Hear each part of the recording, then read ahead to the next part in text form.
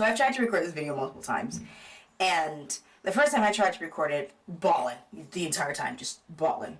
So I was like, okay, this is not gonna work. I can't even get through it. Second time I recorded it, I got halfway through before I started crying. Let's clean my face while I talk about loss. Back in June, or was it July? Back in July, I think, I found out that I was pregnant. And I found out, one, because I was extremely tired and I was nauseous. And it was like 2 weeks I was feeling like this, and I was like, okay, well, just recently started working, so it's not unheard of to be extremely tired, you know. Working with children, you get sick. That's like, you know, a given. So I didn't even think about it. But it went on for like 2 weeks, and I was like, okay, this is a little weird. So then my mom messaged the group chat, which included, you know, her, me, and my sisters, and was like, who's pregnant? I had a dream that someone was pregnant, so who is it? So when she had that dream, I was like, all right, okay, I should probably go get a pregnancy test. So I went and I got a pregnancy test. And the funny thing is, I didn't tell Amir that that's what I was going to do. You know, because I was like, why tell him something that like may not even be, and anyway, I didn't tell him. So I just went to the store and I got some tests. And then I came back and I was like, okay, well, you know, bismillah, let's take this. And it came back positive. It was a lot of mixed emotions. I walked with the quickness downstairs to where Amir was, and I was like, babe, you need to come upstairs with me. You need to follow me. So he was like, what, do you need help lifting something? I was like, well, I just need help, so come upstairs. He comes upstairs, and I show him the test, and I was like, babe.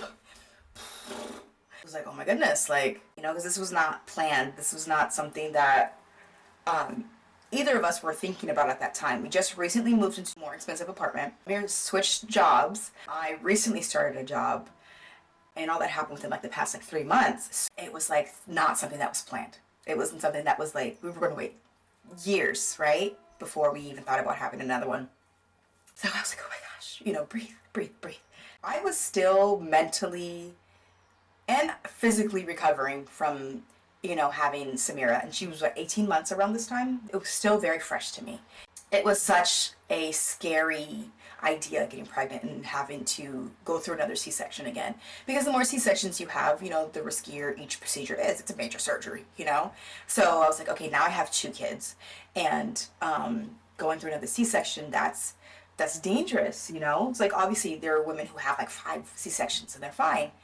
I'm a very paranoid person, you know, so the thought of having another one, it freaked me out. Like, it really, really scared me. I'm gonna share raw emotions, raw emotions, so no judgments. Like I said, I was terrified because like I just got a job, you know. I just started going down this path that I have been waiting to go on since having my kids, you know, because once I had my kids, I stopped working.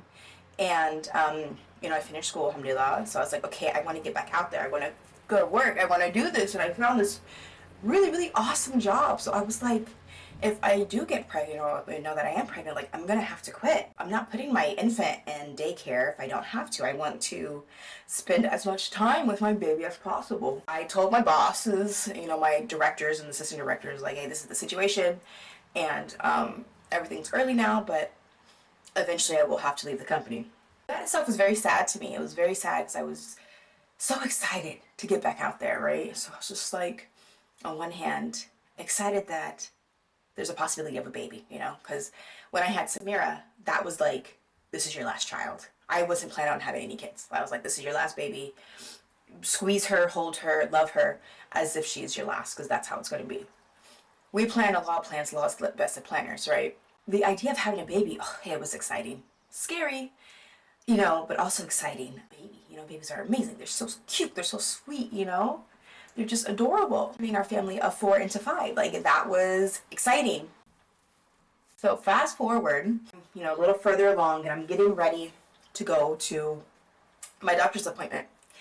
And I can't shake this feeling that something isn't right.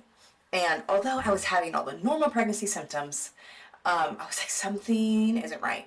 And I just kind of like shook it off and was like, okay, this is just paranoia. I go to my doctor's appointment, and in the ultrasound, they're like, okay, yeah, you know, here's the sac, here's this, you know, it's it's not completely normal looking, but it's also not abnormal because of how many weeks you are. So let's schedule a follow-up in about like 10 days and then, come back and then we'll be able to give you an answer about like what's really going on. So at this point, I wasn't like, okay, this definitely means like something bad's gonna happen. Because when I was pregnant with Samira, the same thing happened where they're like, okay, we can't really see something, but something may be there. So it wasn't like I haven't experienced that before. So I was like, okay, same thing, last pregnancy, whatever, not a big deal. So those 10 days, I was thinking like, okay, what if I don't have this baby? Like, how am I gonna feel? But what if it is, a baby there and there's nothing wrong? What does that mean for me, my career, my family, and everything? It was just, like I said, a lot of mixed feelings about it. On one hand, super excited about the job that I have, about my current life, about just 2 kids, and then being terrified of a third. And then on the other hand, super excited about having a third and having a baby, and then the kids having another sibling. So it was rough. The night before my doctor's appointment, I had a dream, and subhanAllah, in the dream, I was pouring out breast milk into sand. The amount of breast milk I was pouring out was ridiculous. But in the dream, I knew there was no baby anymore, and that all this milk that I produced, I no longer need because I'm not pregnant. So when I woke up for Fajr, I was like, there's no baby.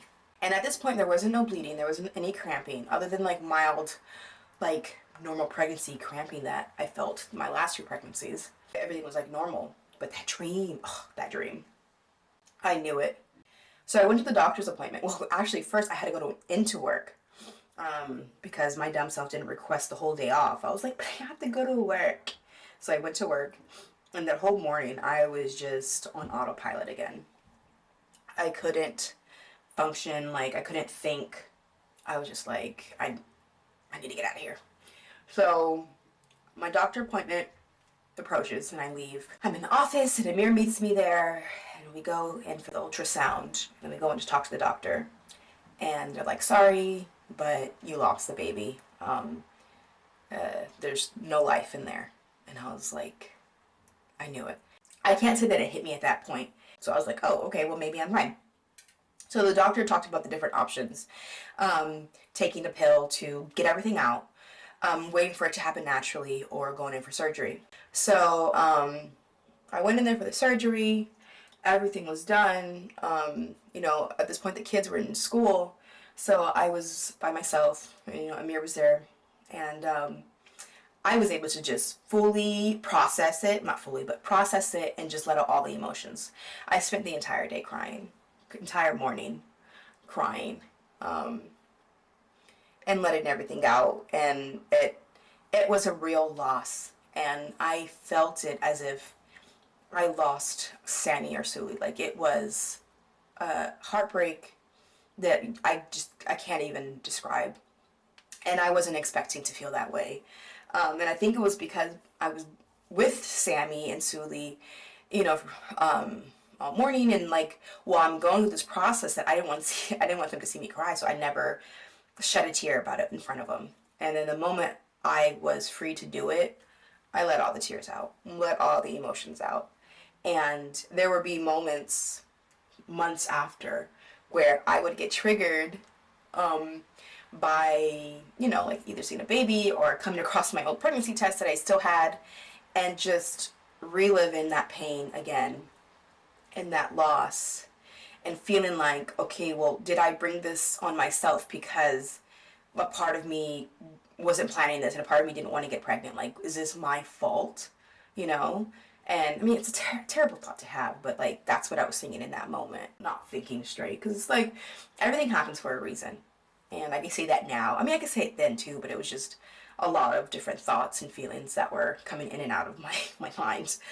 But everything happens for a reason, and we don't control things like that. And for whatever reason, the baby didn't survive. It's in Allah's plan for me to have another one. I will have another one. And if it's not in Allah's plan, I will not have another one. I am pleased with both. I feel like I've processed it all. And the thing is like, miscarriages and stillbirths and all of these things are so common. They're very, very common. And I feel like when we're talking about pregnancy, we don't talk about miscarriages and things like that to the extent where people feel comfortable enough to reach out to community and be like, I had a loss and I need some help. I need some comfort. I need someone to watch my kids while I process this, you know? We just brush it off as, okay, well, this is just a part of the process, so figure it out, you know? Or people feel too ashamed or embarrassed to talk about their loss, or to reach out for help. But it's a very tough thing to go through, especially when women experience it, like pregnancy after pregnancy after pregnancy, and each one is a loss, like subhanAllah. It's hard, and we need to build more support and community around this topic. I know there are plenty of women out there who have experienced something similar, and who are experiencing it. I, go on in this video. Okay, I think I iced enough.